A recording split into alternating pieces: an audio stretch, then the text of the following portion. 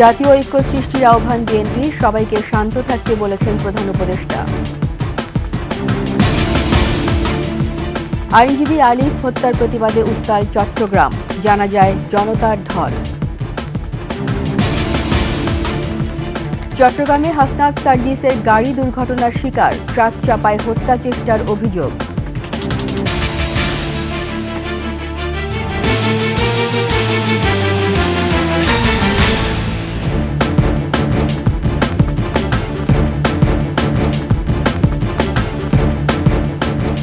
শুনছিলেন সংবাদ শিরোনাম। আমন্ত্রণ ২১ সংবাদের সাথে আছি আমি রীতা চৌধুরী। দর্শক, ২১ টেলিভিশনের সংবাদ একই সাথে সরাসরি দেখতে পাবেন আমাদের ফেসবুক পেজ www.facebook.com/2124 অনলাইনে।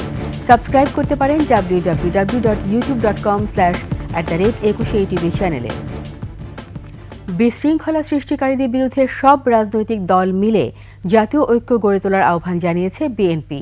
প্রধান উপদেষ্টা ডক্টর মোহাম্মদ ইউনূসের সাথে বিএনপির প্রতিনিধি দলের বৈঠক শেষে একথা জানান মহাসচিব মির্জা ফখরুল ইসলাম আলমগীর। আর জাতীয় ঐক্যের ব্যাপারে একমত প্রকাশ করেছেন প্রধান উপদেষ্টাও। মেহেদী হাসানের রিপোর্ট। রাষ্ট্রদ্রোহ মামলায় চিন্ময় কৃষ্ণ দাসের জামিন নাকচ করে কারাগারে পাঠানোর আদেশের পর মঙ্গলবার চট্টগ্রামে আদালত প্রাঙ্গণে প্রিজন ভ্যান ঘিরে বিক্ষোভ করেন তার অনুসারীরা। এ সময় আইনজীবী ও আদালত কর্মচারীদের সাথে তাদের সংঘর্ষের এক পর্যায়ে আইনজীবী সাইফুল ইসলাম আলীকে হত্যার ঘটনা ঘটে। এ নিয়ে উত্তেজনা ছড়ায় দেশজুড়ে। এমন পরিস্থিতিতে বুধবার সন্ধ্যায় প্রধান উপদেষ্টার সাথে তার বাসভবন যমুনায় বৈঠকে বসেন বিএনপির ৫ সদস্যের প্রতিনিধি দল। বৈঠক শেষে মহাসচিব মির্জা ফখরুল ইসলাম আলমগীর বলেন, উদ্ভূত পরিস্থিতি নিয়েই বেশি আলোচনা হয়েছে। এমন পরিস্থিতিতে জাতীয় ঐক্য গড়ে তোলার কথা বলেছেন তারা। যারা বাংলাদেশের স্বাধীনতা সার্বভৌমত্বের প্রতি হুমকি হয়ে দাঁড়ায় অথবা এর যে স্ট্যাবিলিটি এটাকে যারা বিনষ্ট করতে চায় তাদেরকে প্রতিহত করার জন্য প্রতিরোধ করার জন্য আমাদেরকে অবশ্যই একটা জাতীয় ঐক্য গড়ে তুলতে হবে। সবাইকে শান্ত থাকার আহ্বান জানিয়েছেন প্রধান উপদেষ্টা ডক্টর মোহাম্মদ ইউনূস। প্রধান উপদেষ্টা উনিও এই ন্যাশনাল ইউনিটির কথা বলেছেন, যে জাতির সমস্ত ইউনিটির ক্ষেত্রে, জাতির স্ট্যাবিলিটির ক্ষেত্রে উনি সবার মধ্যে ইউনিটির কথা বলেছেন। সেটা এমন স্টুডেন্ট, ছাত্র, জনতা, হিন্দু, মুসলমান, খ্রিস্টান সবার মধ্যে উনি ন্যাশনাল ইউনিটির বার্তা দিয়েছেন। বৈঠকে দ্রব্যমূল্য নিয়ন্ত্রণে সরকারকে আরও কার্যকর উদ্যোগ নেওয়ার আহ্বান জানিয়েছে বিএনপি। মেহেদী হাসান, ২১ টেলিভিশন, ঢাকা। আইনজীবী সাইফুল ইসলাম আলিফ হত্যার ঘটনায় বিক্ষোভে উত্তাল চট্টগ্রাম। হত্যার সাথে জড়িতদের গ্রেপ্তারের দাবিতে বিক্ষোভ করেছে বৈষম্য বিরোধী ছাত্র আন্দোলন। আদালত বর্জন করেছেন আইনজীবীরা। ঘটনার সাথে জড়িত থাকার অভিযোগে ৩৩ জনকে আটক করেছে পুলিশ। এর আগে ৩ দফা জানাজা শেষে নিহত আইনজীবীকে চট্টগ্রামের লোহাগড়ায় পারিবারিক কবরস্থানে দাফন করা হয়। চট্টগ্রাম থেকে রিপোর্ট করছেন হাসান ফেরদৌস, ক্যামেরায় ছিলেন বিপ্লব মজুমদার। চিন্ময় কৃষ্ণের অনুসারীদের হাতে নিহত তরুণ আইনজীবী সাইফুল ইসলামের হত্যার ঘটনায় বিক্ষোভে উত্তাল হয়ে ওঠে চট্টগ্রাম। সকালে চট্টগ্রাম আদালত ভবন, জমিয়তুল ফালাহ জাতীয় মসজিদ মাঠসহ নিজ এলাকায় কয়েক দফা অনুষ্ঠিত হয় জানাজা। জানাজায় যোগ দেন জনপ্রশাসন উপদেষ্টা, বিভিন্ন রাজনৈতিক দলের নেতা, আইনজীবী, বৈষম্য বিরোধী ছাত্র আন্দোলনের নেতাসহ বিভিন্ন শ্রেণী পেশার মানুষ। হত্যার সাথে জড়িতদের দ্রুত গ্রেপ্তার করে শাস্তির দাবি জানান। ন্যায় বিচার প্রতিষ্ঠা করতে গিয়ে যদি অন্যায় কেউ প্রতিষ্ঠা করতে চায়, আমরা সবাই তাদেরকে ধ্বংস করার জন্য আইনজীবীগণ ঐক্যবদ্ধ। সুষ্ঠু তদন্তের মাধ্যমে প্রকৃত অপরাধীকে ধরে তাদের বিচারের ব্যবস্থা করা হোক। জুলাই অভ্যুত্থানের যে স্পিরিট, সেই স্পিরিটকে আসলে একটা প্রশ্নবিদ্ধ করার জন্য এরপর দাপন করা হয় পারিবারিক কবরস্থানে। আদালত ভবন চত্বরে চিন্ময় কৃষ্ণের অনুসারীদের তাণ্ডব নিয়ন্ত্রণে আইন শৃঙ্খলা বাহিনীর ভূমিকা নিয়েও প্রশ্ন তোলেন রাজনৈতিক নেতারা। যারা এই দেশের স্বার্থ বিঘ্নিত করে বিক্রি করে দেয়, তারাই এই সন্ত্রাসীদের কাঁধের উপরে ভর দিয়ে এইখানে একটি সাম্প্রদায়িক দাঙ্গা সৃষ্টি করার জন্য তারা অপতৎপরতা চালাচ্ছে। হত্যার সাথে জড়িতদের গ্রেপ্তারের দাবিতে দুপুরে বিক্ষোভ সমাবেশ করে বৈষম্য বিরোধী ছাত্র আন্দোলন। নগরীর টাইগার পাস মোড়ের সমাবেশ থেকে ইস্কন নিষিদ্ধের দাবি জানিয়ে নেতারা বলেন, আওয়ামী লীগের এজেন্ট হিসেবে দেশে অস্থিতিশীল পরিবেশ সৃষ্টি করতে চাচ্ছে ইস্কন। হাসিনা পালিয়ে যাওয়ার পরে আমরা দেখেছি যে ষড়যন্ত্র অব্যাহত আছে এবং ভারতে বসে উনি দেশের স্থিতিশীলতা নষ্ট করার জন্য পায়তারা করে যাচ্ছে। যে উগ্রবাদী তার কোনো আসলে ধর্মের পরিচয় হয় না, তার পরিচয়টা হচ্ছে সে উগ্রবাদী। চট্টগ্রামের আইন শৃঙ্খলা পরিস্থিতি নিয়ে দুপুরে সার্কিট হাউসে বৈঠক করেন জনপ্রশাসন উপদেষ্টা। এতে যোগ দেন জেলা প্রশাসন, পুলিশ প্রশাসন, রাজনৈতিক দলসহ বৈষম্য বিরোধী ছাত্র আন্দোলনের নেতারা। এই বিপ্লবকে, এই গণ অভ্যুত্থানকে ব্যর্থ করার জন্য সে যেই করে থাকুক, যে অঙ্গনারই করে থাকুক, সেগুলো আমরা প্রতিহত করব। সিএমপি কমিশনার জানিয়েছেন, আইনজীবী হত্যার ঘটনায় সরাসরি জড়িত থাকার অভিযোগে বেশ কয়েকজনকে আটক করা হয়েছে। কোতোয়ালির বাইরে আরেকটি থানা, কোন থানা এটা বলছি না, ওইখানে আমাদের এখানে 7 জন গ্রেফতার হয়েছে। এরা সকলে নিষিদ্ধ ঘোষিত জঙ্গি সংগঠন ছাত্রলীগের সদস্য। ইসকনের মিছিলে সামিল হওয়ার জন্য তারা যাচ্ছিল। এদিকে সাইফুল ইসলাম হত্যার ঘটনায় বৃহস্পতিবারও আদালত বর্জনের কর্মসূচি দিয়েছে জেলা আইনজীবী সমিতি। হাসান ফেরদৌস, 21 টেলিভিশন, চট্টগ্রাম। এদিকে আইন শৃঙ্খলা রক্ষা বাহিনী ও আইনজীবীদের সঙ্গে সনাতনী জাগরণ জোটের মুখপাত্র চিন্ময় কৃষ্ণ দাসের অনুসারীদের সংঘর্ষের সময় পুলিশের ওপর হামলার অভিযোগে পৃথক 3টি মামলা হয়েছে। বুধবার বিকেলে পুলিশ বাদী হয়ে নগরীর কোতোয়ালি থানায় মামলাগুলো করে। এতে 77 জনের নাম উল্লেখ করে এবং অজ্ঞাত 1300 জনকে আসামি করা হয়। পুলিশ জানায়, কুপিয়ে ও পিটিয়ে হত্যার ভিডিও ফুটেজ দেখে শনাক্ত করে 7 জনকে গ্রেপ্তার করা হয়েছে। তাদের বেশিরভাগই নগরের কোতোয়ালি এলাকার বান্ডিল সেবক কলোনির বাসিন্দা।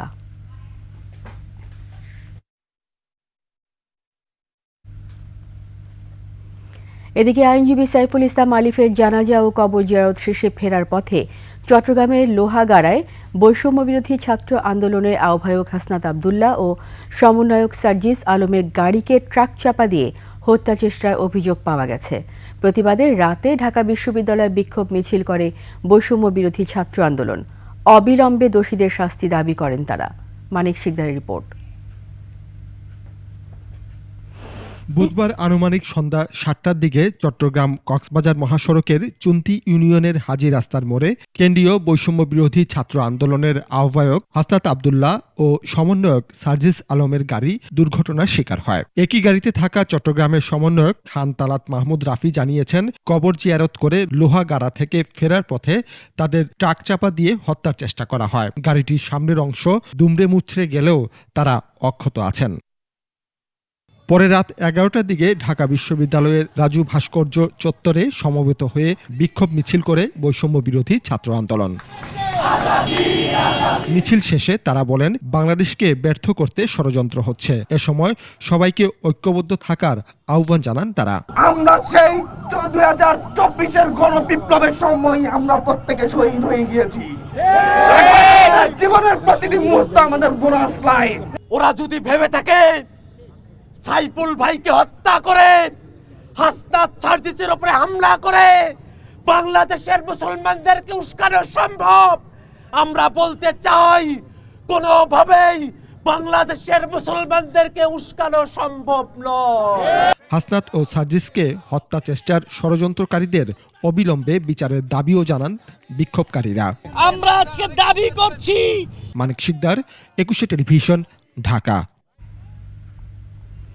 ইসকন সম্পর্কে বৃহস্পতিবারের মধ্যে জানতে চায় হাইকোর্ট।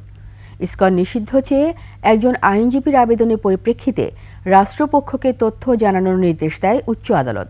আর সরকার ইসকনের বিষয়ে কী সিদ্ধান্ত নেয় সে পর্যন্ত অপেক্ষার কথা আদালতকে জানান অ্যাটর্নি জেনারেল। তবে কোনোভাবেই যেন আইন শৃঙ্খলা পরিস্থিতির অবনতি না ঘটে সেদিকে খেয়াল রাখার বিষয়ে নির্দেশ দেন হাইকোর্ট। বিস্তারিত শাকির আরজু রিপোর্টে। গত 30 অক্টোবর ইসকনের আলোচিত সংগঠক চিন্ময় কৃষ্ণ দাস ব্রহ্মচারী সহ 19 জনের বিরুদ্ধে রাষ্ট্রদ্রোহ মামলা হয়। এরপর থেকে আলোচনায় ইসকন। মঙ্গলবার চট্টগ্রাম আদালতে চিন্ময়ের জামিন নামঞ্জুরের পর আদালত প্রাঙ্গণে বিক্ষোভ ও সহিংসতায় এক আইনজীবী নিহতের ঘটনায় দিনভর উত্তপ্ত ছিল বন্দরনগরী।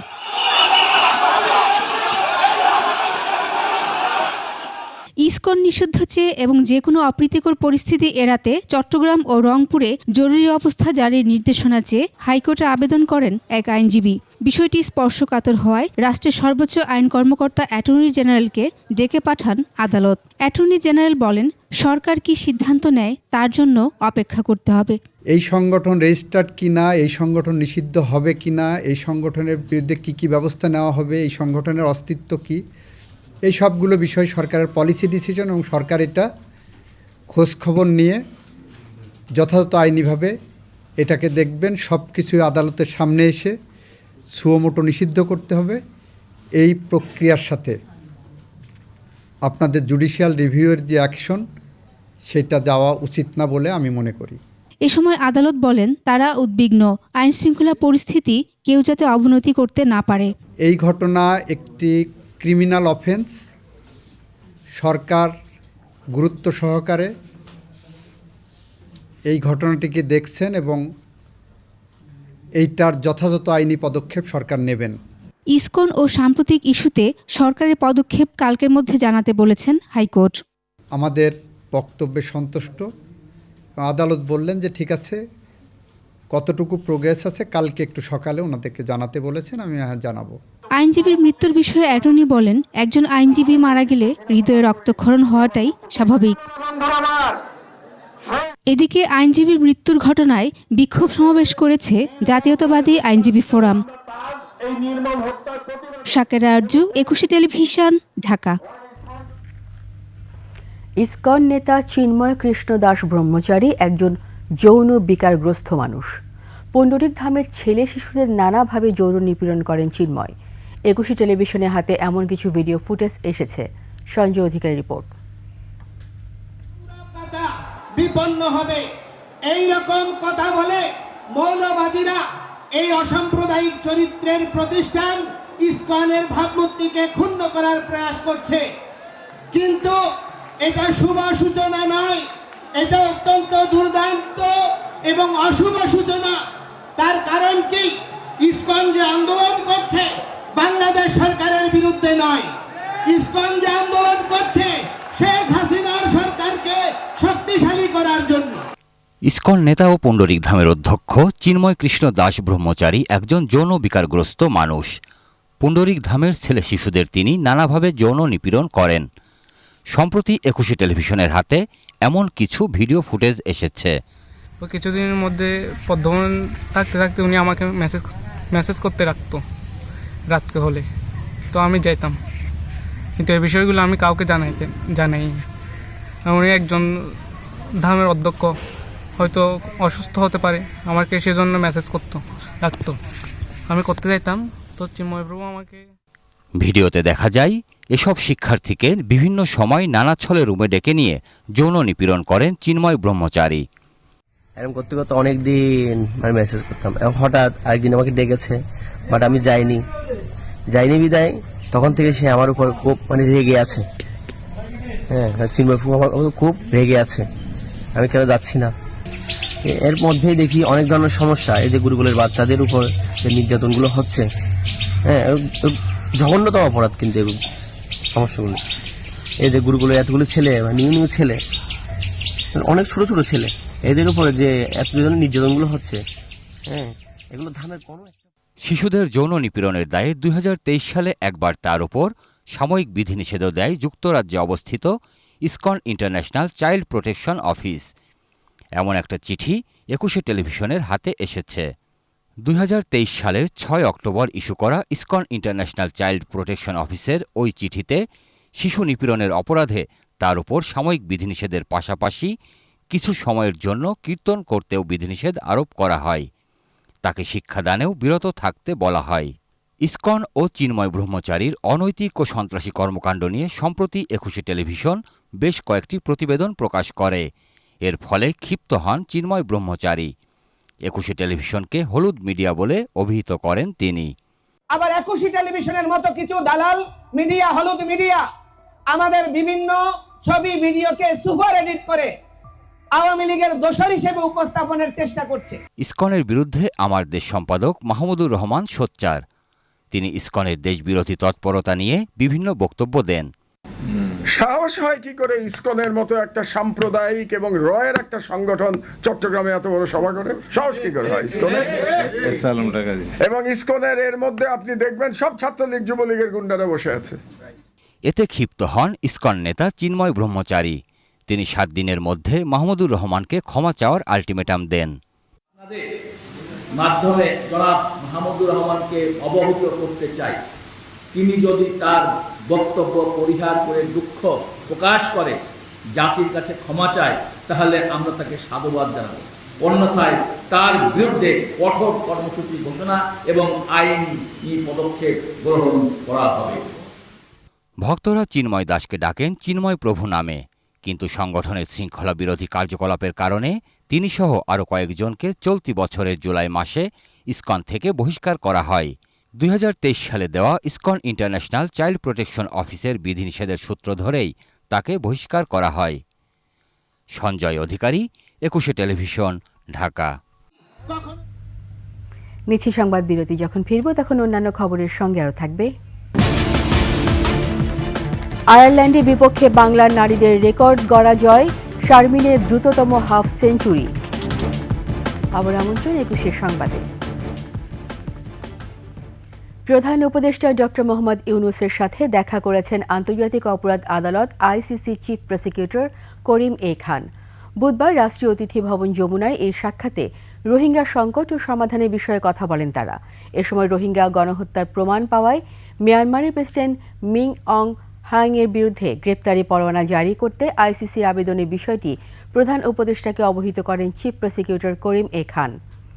জুলাই আগস্টের ছাত্র জনতার গণ অভ্যুত্থানের বিষয়েও আলোচনা হয় প্রধান উপদেষ্টা ও আইসিসি প্রধান কৌশলীর সাক্ষাতে। শেষ করছি 21 সংবাদ। যাওয়ার আগে সংবাদ শিরোনামগুলো আরও একবার। জাতীয় ঐক্য সৃষ্টির আহ্বান বিএনপির, সবাইকে শান্ত থাকতে বলেছেন প্রধান উপদেষ্টা। আইনজীবী আলিফ হত্যার প্রতিবাদে উত্তাল চট্টগ্রাম, জানা যায় জনতার ঢল। চট্টগ্রামে হাসনাত সার্জিসের গাড়ি দুর্ঘটনার শিকার, ট্রাক চাপায় হত্যা চেষ্টার অভিযোগ।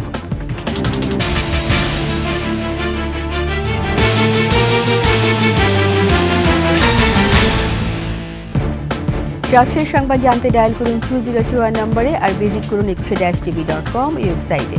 ফেসবুকে ভিজিট করতে পারেন www.facebook.com/2124 অনলাইনে। সাবস্ক্রাইব করতে পারেন www.youtube.com/21etv চ্যানেলে। এতক্ষণ সঙ্গে থাকার জন্য সবাইকে ধন্যবাদ। পরবর্তী সংবাদ দেখার আমন্ত্রণ রইল। 21-এর সাথেই থাকুন।